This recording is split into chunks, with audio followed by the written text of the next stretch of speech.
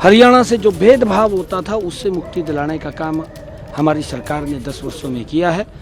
हमें पूर्ण विश्वास है कि हमने जो हरियाणा को एक नई गति विकास की देने का काम किया है।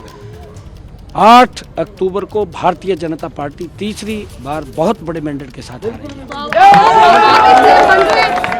सरकार की ताल ठोक रहे हैं, पर आपने क्या ये महसूस किया, और हमने कई बार इस बाबत चर्चा भी की दिबांग, कि बीजेपी इस चुनाव में, हरियाणा विधानसभा चुनाव में, कांग्रेस की 10 साल पहले की अतीत की गलतियां गिनाने में ज्यादा मसरूफ दिखाई दी बजाय इसके कि अपनी उपलब्धियां गिनाए। और कांग्रेस वो बेरोजगारी का मुद्दा, जवान, किसान, पहलवान, उस पर वो अटकते दिखाई दिए कहीं।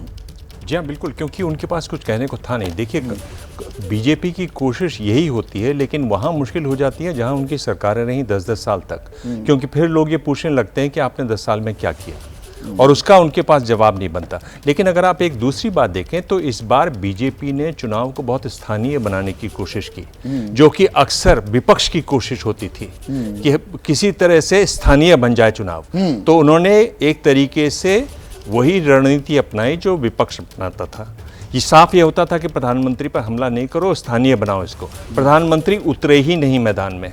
और दूसरी जो आप बता रहे हैं 2019 की जो आप बात कर रहे हैं, तो देखिए जितने भी समुदाय के आपने नाम लिए उनमें कोई भी ऐसा नहीं है, कोई भी समुदाय ऐसा नहीं है, चाहे वो दलित हों, अहीर गुजर हों, जाट हों, किसी का भी जो आंकड़ा है ना वो 50% कम नहीं रहा।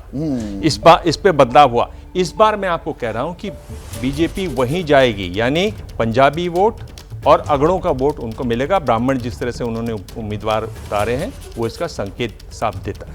जैसे ही घड़ी का काटा दोपहर 2:30 पे आए, बबीता जी का दिल सास बहू साजिश के लिए मचल जाए।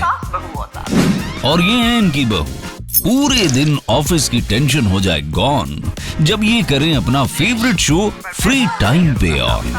इनकी तरह आप भी देखिए अपना फेवरेट शो अपने टाइम पर और डाउनलोड कीजिए एबीपी लाइव ऐप अपने स्मार्ट टीवी पर।